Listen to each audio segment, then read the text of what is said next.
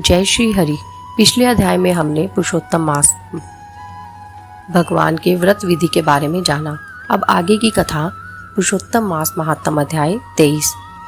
राजा ने कहा, हे मुनिश्रेष्ठ, पुरुषोत्तम मास में दीपदान का क्या फल है, सो आप कृपा करके मुझसे। वाल्मीकि ऋषि बड़े हर्ष से कहने लगे, भाग्यनगर में चित्रबाहु नाम का राजा राज्य करता था। वह सत्य प्रतिज्ञा वाला, बुद्धिमान, शूरवीर, क्षमाशील, सब धर्मों को जानने वाला, शील रूप, दया से युक्त, पूजनीय भगवान का भक्त था। एक दिन दूर से आए हुए अगस्त्य मुनि को देखकर दंडवत नमस्कार कर विधि से पूजन करके भक्ति से आसन बिछाकर ऋषि के आगे बैठकर विनय से नम्रता के साथ बोला, आज मेरा जन्म सफल हुआ।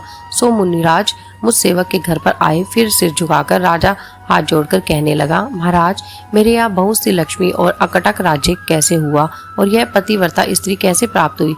मैंने ऐसा कौन सा अच्छा कार्य किया था? यह सब कृपा करके मुझसे कहिए।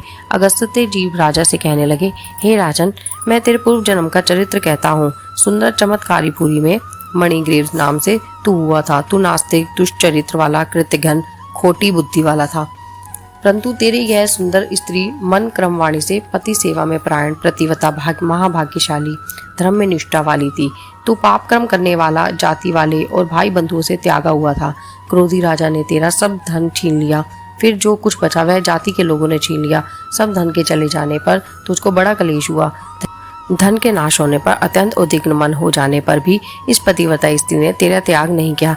हे राजन, इस प्रकार उस वन में तू रहता था। एक दिन मणिग्रीव धनुष उठाकर मृग के मांस के लिए बहुत से सी मृगों से भरे हुए वन को गया।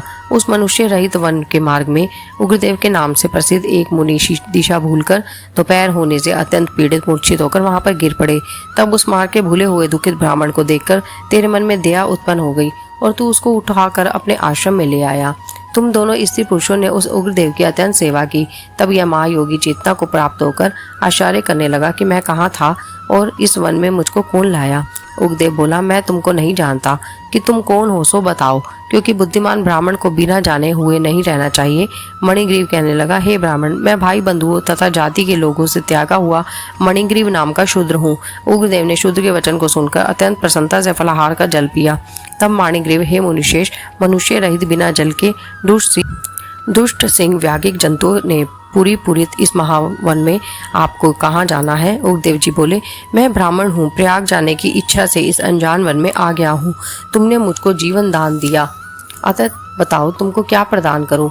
हे मणिग्रीव, किस दुख से तुम दोनों स्त्री पुरुषों ने वन का आश्रय लिया, सो मुझसे कहो, मैं तुम्हारे सब दुख दूर करने की चेष्टा करूंगा। अगस्त्य ऋषि कहने लगे। इस प्रकार स्त्री के सामने उग्रदेव के वचनों को सुनकर मणिग्रीव मुनीश्वर की प्रार्थना कर दरिद्रता रूपी समुद्र से पार उतरने के लिए अपने अत्यंत भयंकर अनेक कर्मों को सुनाने लगा।